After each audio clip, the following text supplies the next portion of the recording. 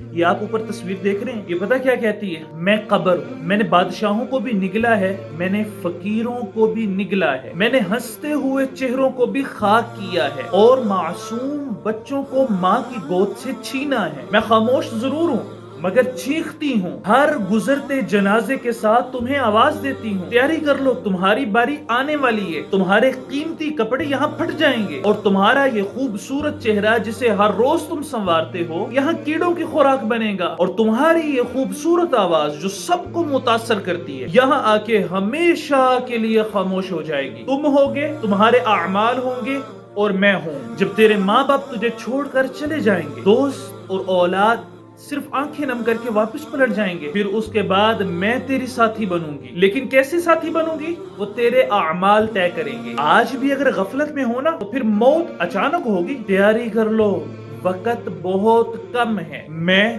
قبر ہوں اور تمہاری منتظر ہوں۔